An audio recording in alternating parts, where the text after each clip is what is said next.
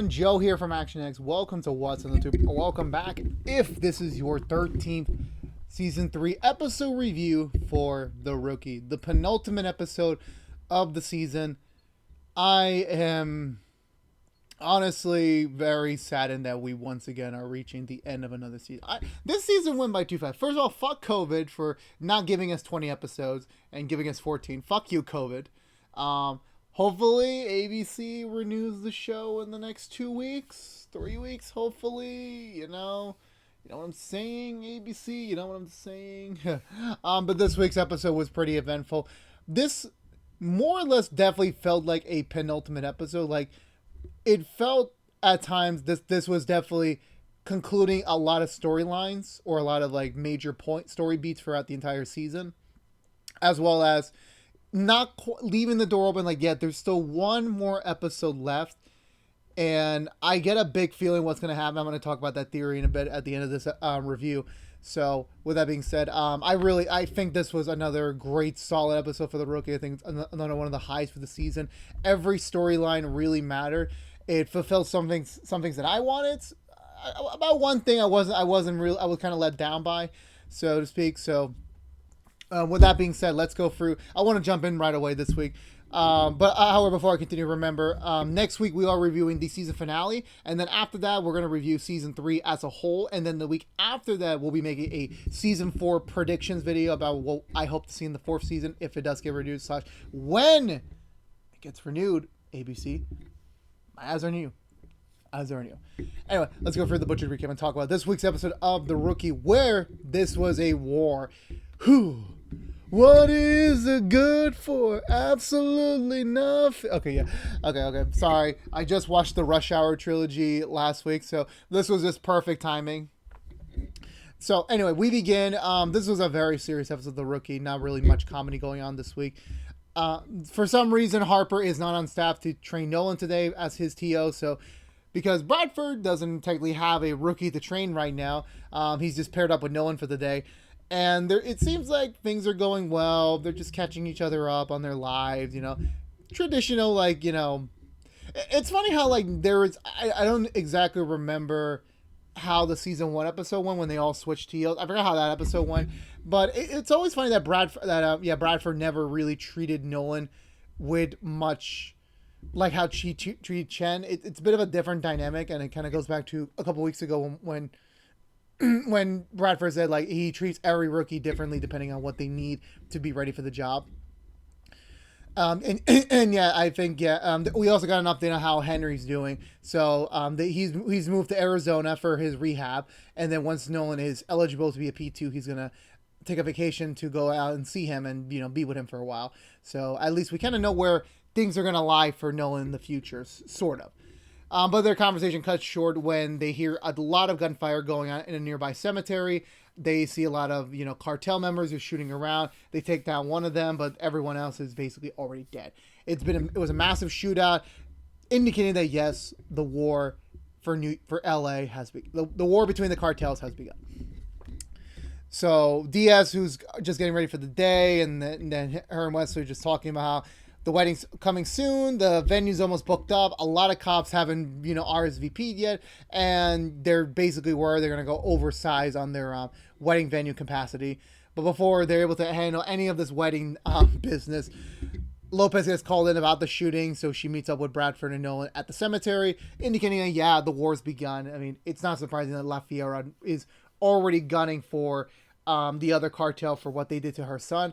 She just came back from the funeral, so it's been a few days since everything's happened. Well, not a few days, at least a week since everything that happened.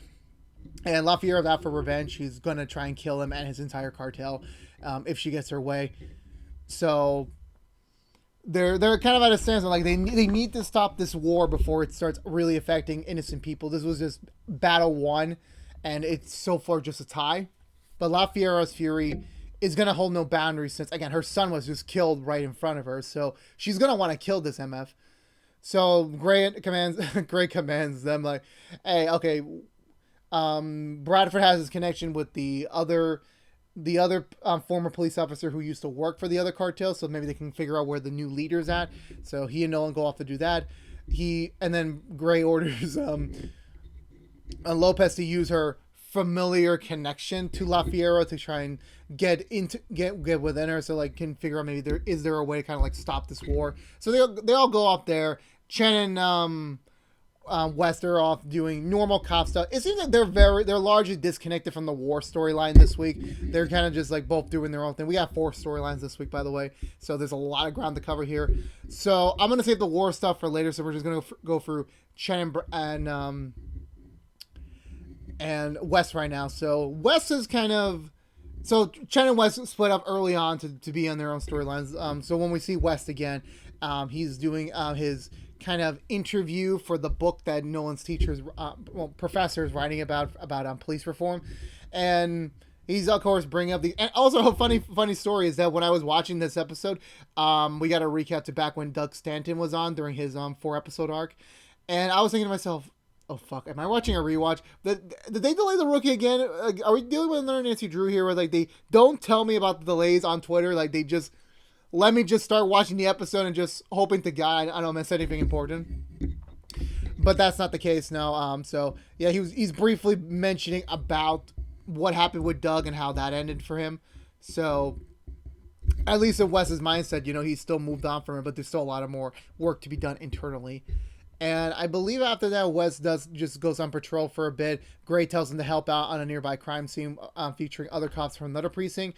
So he goes off to assist, and it turns out Doug did not get fired. He did not. Now, okay, of course, if you're going to bring him like, well, technically you did say you didn't want Doug you wanted Doug to come back to continue his storyline. I did ask for that. But I was kind of hoping for it to be more of like a trial thing. Like, I thought had this season had gone for 20 episodes, I would have loved to see that, a trial, between everyone and just having to really dig deep with the problem. That's kind of how I wanted to see it. But no, Doug won his appeal and he just got transferred to a whole new division, a whole new department. And yes, Stanton still has it out for Wes. Like, yeah, he just considered him like, this is the Rookie that betrayed me. This is my partner that, like, stabbed me in the back. But Stanton's not telling them all the truth about how this all happened. I'm pretty sure he told some fabricated story about the matter. But regardless of that, yeah, Wes is clearly angry right now. So he kind of intervenes on a meeting between Lopez and Gray during the war storyline. And he's pissed. He's pissed that, like, Stan is still on the force. He still has his badge. And yeah, Gray's immediately mad about it, but however, he's not, there is no rule in the department where like he needs to be notified about what's going on with this officer. So they just assumed that he was done. That was it. But then no, now he's back. He's still on the force. He's still probably doing more shady shit. And Wes is not happy. And, he doesn't know really what to do. Even I got scared. I think even Wes said at one point like he wants to go public. No, we didn't get to that part yet. I think Wes is just like he wants to hear something, but Gray is not offering him any solution that's going to guarantee results.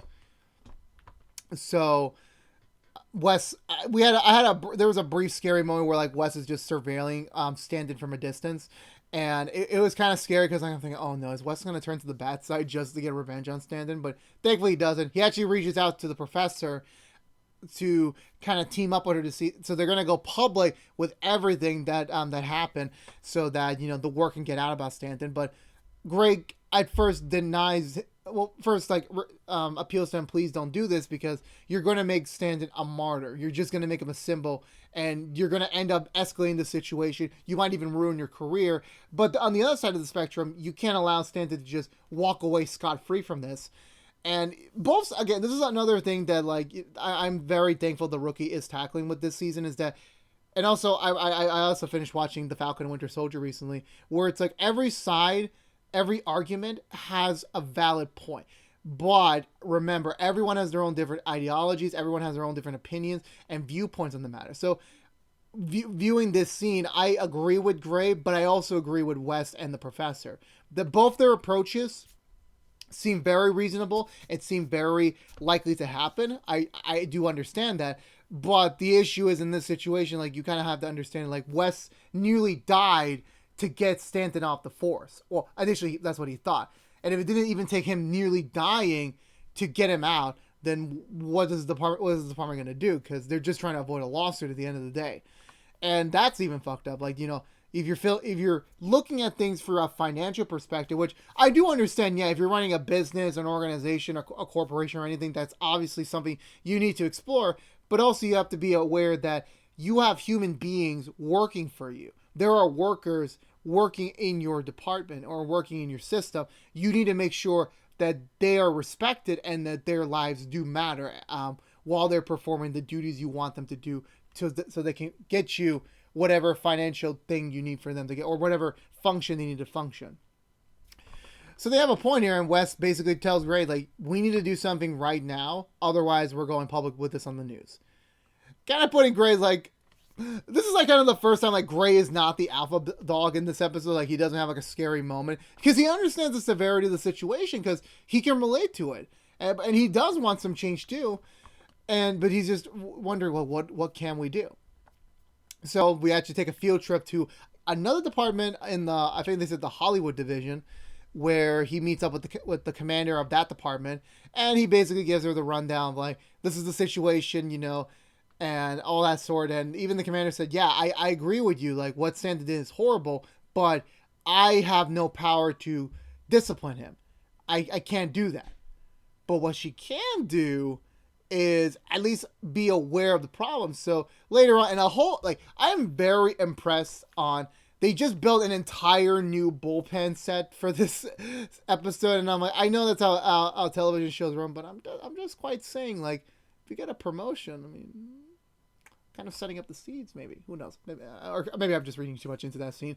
So it seems like a regular bullpen session for that department. And she said, "Oh, we have this new training video about how to, like, always be there for your partner and, like, have each other's backs." But in reality, she's just playing the body cam footage for both West and Stanton on that day that the near death scene occurred. And Stanton was like, "Fuck," because, like, technically, local regular level officers have no authority or permission to see that footage. So this is the first time they're seeing it. And now, because here's the thing, words do not speak much than seeing.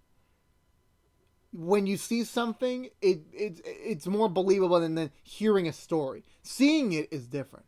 So seeing what Stanton was doing while Wes was being, nearly killed, definitely, I'm pretty sure it's not going to risk his career, because basically now he has this protection symbol right now, but everyone knows what he did, and that's going to greatly affect everyone's opinion on it. And just seeing his facial reaction, I know for a fact this story's not over yet. I have no idea where this can go next, but, like, they basically said fuck you to Doug. I apologize for my language. And I love this scene. I really loved it. This was karma, but if I know anything about this character, Doug's gonna get his payback somehow. When will that be? I don't really know. But that was like a really great way to end up that storyline. At least I'm pretty sure they won't tackle on Doug next episode for the finale. So hopefully in season 4 we'll get to see more of that. But we'll see when that comes. So for Chen, so she got called into the office when she was separating from West, because they're going back. I think it was after the whole, I forgot what it was. I don't remember exactly the reason why. I think it relates to the undercover episode we did about a month or two back. Something's reemerged, and, like, they're gonna need someone to, like, go into deep undercover for a while. Like, this isn't a sting operation where you have to play pretend for a set amount of time. This is something that could take a long ass time to get the evidence you need. And this is where my theory at the end of this review will come into play. So they want to put Chen in there because she's already created the character. The persona's there. Her identity's already out there. So, well, her false identity's out there. So inserting her in here would already be, like, a more easier approach. The problem is, however, they need to get her in this operation, into this organization ASAP. The problem is she needs training for that. That requires many hours of on field training, classroom training, all the works. Problem is they only have one shift to really put that information in her. So Gray basically gives her, like, you have the opportunity to do this, so take the entire day to learn what you can, and if you can get a sign off that from Harper that you're ready for this task, I will approve the assignment. But otherwise, he said, like, it's perfectly fine if you don't, because you're basically being asked to do the near impossible, which is cram hundreds of hours of study into one shift, 1 8-hour shift, well, 10-hour shift, 14-hour shift. I forgot how much it was. So Chen agrees, like, yeah, I'm gonna do it. I'm gonna see where it goes. So she resumes her her false persona, and she has to go infiltrate this party with Harper to kind of like sort of get in with the organization. And it's a barbecue, and oh god, I can't wait for next one from barbecues. I can't wait. It's gonna be exciting for me. So it seems to be going well. Chen and Harper playing their characters fairly well. I'm not sure if Harper is just portraying a new character or just picking up her own one. I forgot what it was. But things seems to be going pretty well until Chen notices. Oh god, I forgot her name again. Chen's sister. It's like I forgot. I'm like, damn. She spots her from a distance with some guy, and it seems like they're having like kind of like a. It seems like the beginning of a very abusive relationship. Chen obviously one of the rules that she has to follow is that she can't break her cover. She can't just interfere. And ironically, I was just talking about this on Walker in those episode reviews where Walker was playing another character within himself to infiltrate this organization. So in the matter of speaking, and that's like going back to here, like Chen has to find a way to like. She knows she has to get involved here, but she can't break cover.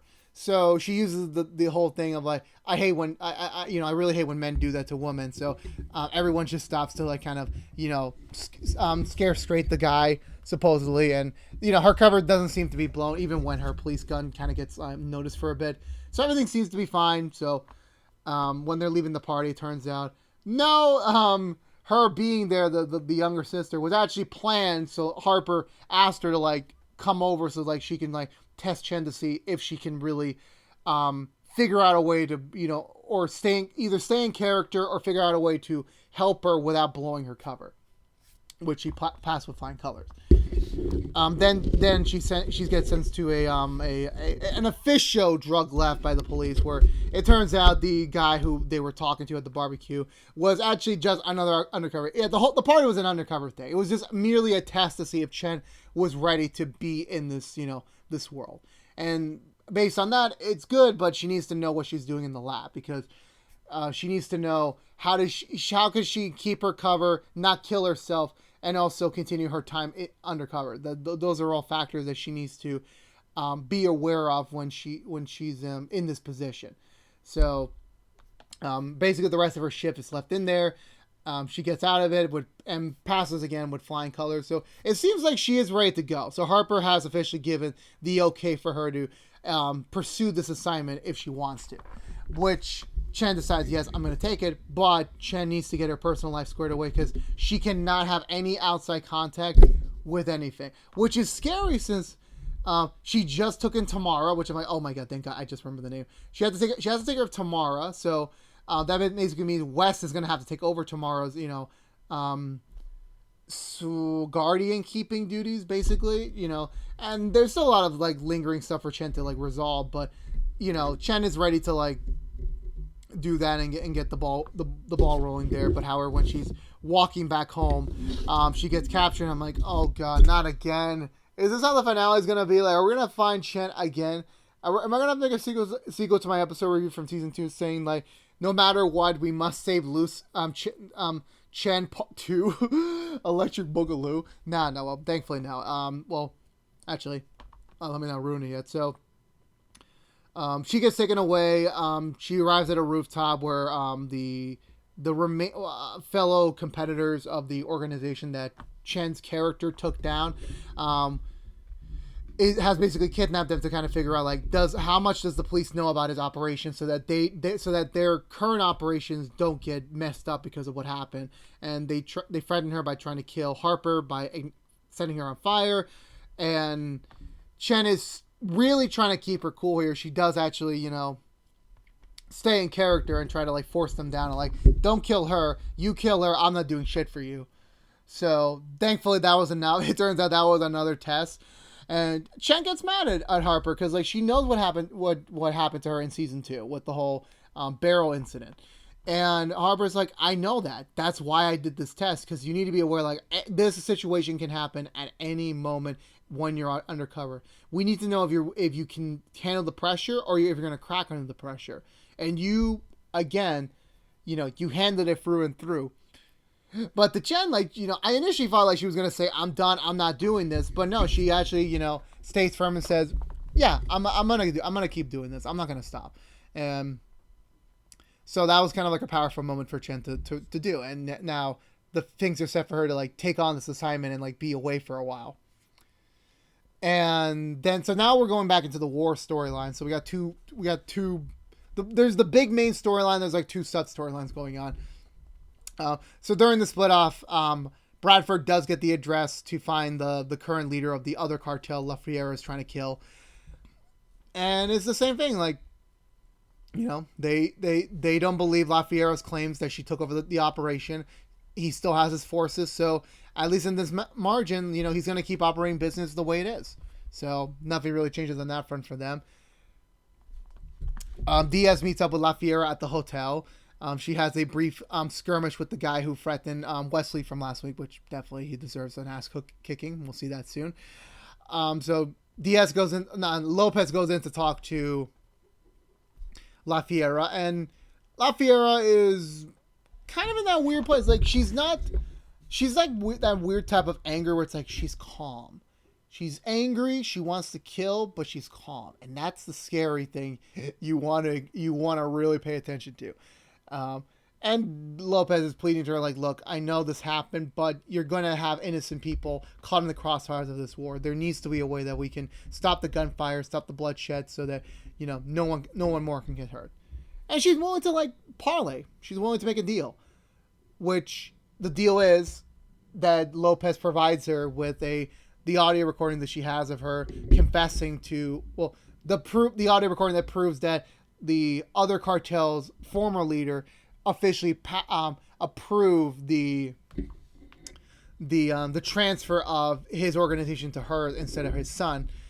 So that's what she wants, which Lopez uses like, yes, this is it. We can end the war here and now. She calls in Bradford and Nolan with the news. They said, this is great. We can end this here and now without anyone else getting hurt. So now they just have to get approval from the higher ups. But before Lopez is able to do that, she gets stopped by the DEA, who wants to take over the situation, wants to take over the operation, and tells her like, look,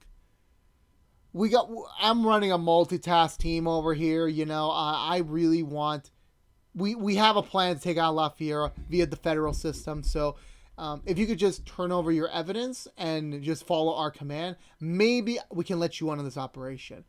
Lopez, obviously speaking of like, the reason why she's so connected to this case, like she has a way, she knows what the La Fiera is going through, how she's operating, because they're kind of like two sides of the same coin in a way. And, and there's also another thing about, another racial disagreement that this DEA guy thinks like, oh, she's a foreign Hispanic, leading an international cartel company or organization, that she doesn't know anything. She's going to make a dumb move at some point and we're going to catch her. And Lopez is like, no, you're not. She's way smarter than any of us are. So don't even try that. She denies her request and leaves. So, but the guy said before she leaves is that, I'm just going to go over your head. I will get this information somehow. You just lost your chance to like roll with the big dogs, and he leaves. This is where Lopez goes in to talk to Gray about the whole situation. And then Gray says like, there's nothing more that could be done. The chief already approved it. And Gray just says, just move on. Let the DEA handle this.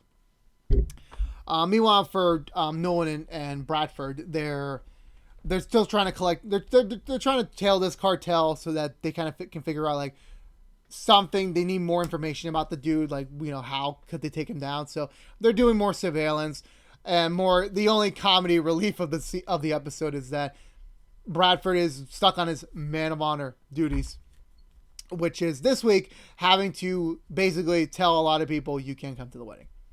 And I have just recently dealt with that, being called upon, like, hey, can you not come to my wedding? It's like, how dare you? But I understand. Anyway, crying over. Moving on to this to the side here. So They're all doing that, and Nolan just gives no fucks. Cause like he's the one actually convincing the people. Nolan's people skills are up tier as always. But he basically throws Bradford under the bus by saying like, "Oh, Bradford made a mistake, or Bradford's sad," and it's so hilarious. Bradford can't touch him. He really can't touch it because he's not properly his TO. But it's like his face is like, "I'm going to kill you." Like, I will kill you, and the whole scene was funny. It was so hilarious. Then from there, I believe, yeah. So I believe, yeah, they get on the move. The cartel's on the move again, so they need to be ready to move out. So they have Smithy. If anyone watched Garfield 2, you understand that reference. To switch over to some casual clothes into another burner car, and Smithy, in true Smithy's fashion, just gets something from the lost and found, gets the worst looking car on the lot, and basically gives it to them. So that was just, oh my god, that was just, I love Smithy. You never know what he's gonna do next. You really don't know. So yeah, but okay. So later on, Lopez heads back to her desk. And it turns out the DA guy is there. Like, they've approved the whole. Yeah, let's give this information to La Fiera, but we're gonna put it on a drive which has malware, which will basically get all the information we need so that we can take down La Fiera for good. Which Lopez is like, this seems really simple, and like La Fiera is not gonna fall for this, but she does it because like she's basically the only person who can get into the hotel without her dying. So there you go. Meanwhile, Nolan and Bradford are tailing the cartel. It turns out they assume that the new leader's there for a booty call. He goes to this like very upscaled mansion, and they just assume like, yeah, it's a booty call. Nothing more is said. And then I don't forget which came first, but I know Lopez does go to meet with La Fiera. They have a nice back and forth, and then Lopez gives her the drive, and La Fiera knows right off the bat like there's malware on this. There's viruses on here, stupid gringos trying to thinking that I'm stupid enough to fall for this, and she basically like destroys the malware before it gets on the laptop. This woman's smart. This woman's really smart and scary. That's a scary combo. Meanwhile, once the other cartel leaves, Nolan and Bradford goes in to interrogate the booty call. But turns out it's not a booty call. It's the mother of his child, meaning that he too has a child of his own. So that kind of raises the stakes. But even back to where Lopez is after La Fiera gets what she wants, she does promise him like, yeah, I will not kill him. I will not kill this cartel leader. She never said anything about his baby boy. And then her guys, her goons just show up at the mansion. It's like, oh fuck, shit just got serious, and it did get serious. So there you go. Yeah, so they proceed forward, and Bradford and Nolan advises them to go up and to the bathroom so they could stay safe and whatsoever. So Nolan and Bradford take on this group of Goonies. I'll call them the Goonies.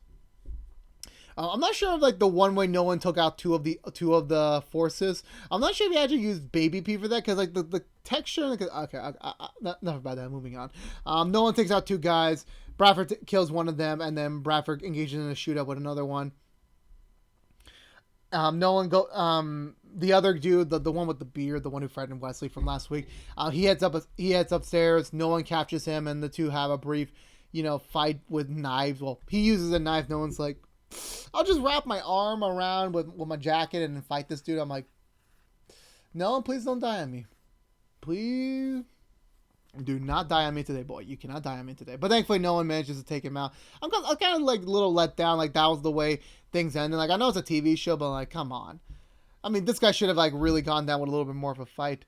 Bradford takes care of the other dude, and they take down so basically they save the baby. They save the baby mama. So everything's fine. Everything's safe. I'm not sure if Lopez has a final word with La Fiera after that. I think she just leaves the hotel, and considering that this is now over for the time being. And then I do believe the final scenes that I remember were Nolan and oh no wait, so Lopez is leaving after everything's been finished, and she gets stopped by the DAA leader, and he basically said, like, how did it go? Did you get the worm on there? And Lopez tells her, no, we didn't. She knew right away, and, she was smart. She got what she wanted, and, she went on her merry way, and the guy's like, hey, I shouldn't have sent in a novice. A more skilled person would have probably gotten her to, like, not check the virus, but Lopez again tells him, like, she is probably smarter than all of us. You got to stop underestimating her just because of where she comes from. Because that's why we're losing. And that's why Lopez says, I'm going to be the one to take her down one day.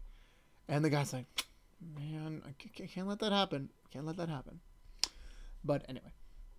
Nolan and Bradford are about to finish up paperwork and order some takeout. But before they manage to do so, Bradford just questions Nolan about his motivations to be a TO, since Bradford's got a point. Like, last month, Nolan literally just told everyone, I want to be a detective. Then everything happened, and like, no, you can't be a detective. Now, is being a TO kind of like a fallback option? Because Bradford takes his job seriously, and he tells him, like, if you're going to be a TO, then you have to really want it. You want to really do it. And Nolan, once again, says, I don't want to be a TO. I'm going to be a TO. It's going to be done someday, somehow, and you can't stop me. So, honestly, yeah, that's enough to convince Bradford. They order some Mexican food, and there you go. That was the end of the episode. So again, solid episode through and through. I really love the way how Nolan was determined. Still liking Bradford's man of honor duties. I'm pretty sure the Lopez La Fiera conflict is going to take us to season 4, so we're not going to stop there on that. Chen becoming an undercover officer definitely is going to be an interesting direction for her to take, especially giving all, like, she's ready to do this. She really is ready, but I want to see what's going to happen to her either during or afterwards. And as for Wes, is the battle over yet? I don't really think so, but for now, Wes has another victory over Stanton. So I'm just curious to see what happens next. But before I'm going to give this episode 2 thumbs up as always, so I'm going to give my final rating there. But I have a theory for season 4. I won't go too much into it. I want to save it for the season 4 predictions video in a few weeks. I want to save it for that. But I'm just saying is, what if Chen's going undercover is going to be the time jump we need? What if? I'm just saying. Keep that in mind. Chen is going to go undercover, and I'm pretty sure they're not going to demote Alyssa O'Neill. I think that's her. I think that's the actress's name. They're not going to demote her. They're not. She's a main character. So I'm just saying. The seeds are in motion to do a time jump. I'm just saying. I mean, this is set in the real world, so they're going to have to tackle on COVID-19 eventually, and they have said that, yeah, COVID-19 is going to happen in this world, so the time jump is really going to help. I'm just saying. I'm just saying, like, there exists the potential to, like, really do something cool here, so hopefully that's going to happen. But I'll talk about more about the season, and then the season 4 predictions video in a few weeks, so stay tuned for that. But until then, I think that's going to do it for me tonight, everyone. So if you're unaware, this has been What's in the Tube from ActionX, reviewing every episode in the 3rd season of The Rookie. If you want to know what we're doing overall What's in the Tube besides our rookie reviews, we're currently doing Nancy Drew episode reviews each and every Thursday morning after a brand new episode on Wednesday nights on the CW, or free the next day on the CW app. We're also doing Walker episode reviews each and every Friday mornings after a brand new episode on Thursday nights on the CW, or free the next day on the CW app. And as well as this Saturday morning, we are beginning our High School Musical, the series, season 2 episode reviews. Oh man, my freaking throat's gonna die by the end of this rigmarole. We start this Saturday with the season 2 premiere, which is going to be premiering on Disney Plus on Fridays. So go check it out then. I forgot what more I want to say, but yeah, there you go. It's going to come out Saturday morning. I'm excited. We reviewed High School Musical 3 last week, so check that out if you want to get back in the High School Musical spirit. I'm very much excited to see where season 2 is going to go, so can't wait to start that journey. So yeah, for about the next 3 weeks, we will have 4, well, continue, also counting this week, we're going to have a whole month's worth of 4 What's in the Tubes. So get ready. But once our rookie reviews wrap up and the overall rookie coverage ends for this season, we will be going back to 3 episodes a week until things happen, things get balanced out again. But again, if you're unaware, this has been What's in the Tube from ActionX. If you want to see more of us, please subscribe to ActionX on youtube.com/ActionX. Ring that bell for notification when our next rookie review is live, which is each and every Monday mornings. Like, favorite, share this review if you haven't yet. But please do. It does help us get us out there to other members of the Rookie Nation fan base who has yet to discover us. It helps us beat up that YouTube algorithm that hates me oh so much, as well as sharing as always for free. Follow us on social media to stay up to date with any sort of updates for the channel.